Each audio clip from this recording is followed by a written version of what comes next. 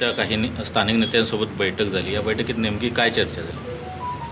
चर्चेचा तपशील जाहीर करता येणार नाही, परंतु महायुतीची बोलणी सुरू झाली ही गोष्ट आशादायक आहे आणि त्याच्यातून काहीतरी चांगलं निष्पन्न होईल याची मला खात्री आहे. महायुती केव्हापर्यंत होईल याची शक्यता आहे तुमची? कारण सध्या चर्चा सुरू आहे. उद्या दुपारपर्यंत आवश्यक तो निर्णय होईल. भाई, सावंतवाडीनं नगराध्यक्षपदावर तुम्ही दावा केला होता याआधी, यानंतरची परिस्थिती काय असेल माहिती नाही? मी आपल्याला सांगितलेलं आहे की बोलणी चालू आहे.